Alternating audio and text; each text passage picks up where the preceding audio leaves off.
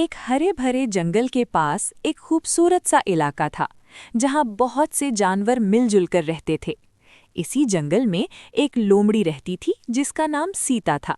सीता देखने में बहुत प्यारी थी, लेकिन उसके दिल में बहुत ज्यादा लालच था।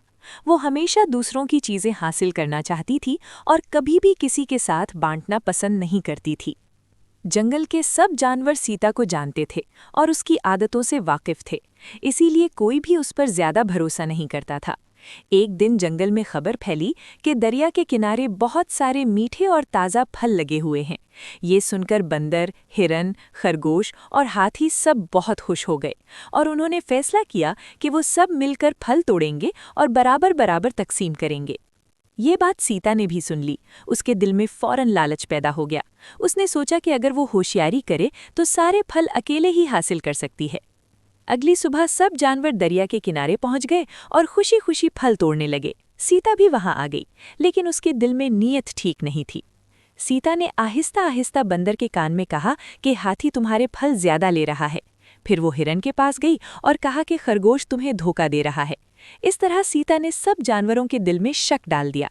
थोड़ी ही देर में जानवरों के दरमियान झगड़ा शुरू हो गया। सब एक दूसरे पर इल्जाम लगाने लगे। इसी मौके का फायदा उठाकर सीता ने चुपके से सारे फल एक बड़ी टोकरी में डाले और तेजी से जंगल की तरफ भाग गई।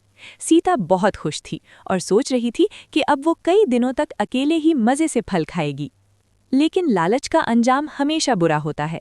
जैसे ही सीता जंगल के गहरे हिस्से में पहुंची, अचानक जोरदार बारिश शुरू हो गई। जमीन फिसलन भरी हो गई।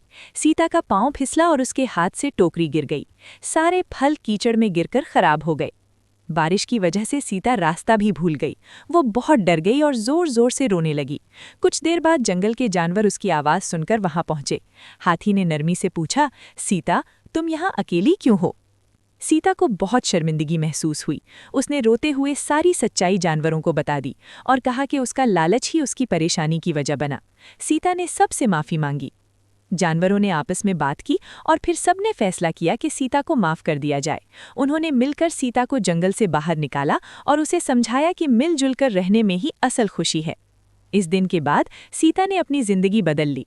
उसने लालच छोड़ दिया और सब जानवरों के साथ मोहब्बत और ईमानदारी से रहने लगी। जंगल में एक बार फिर खुशी, अमन और दोस्ती वापस आ गई।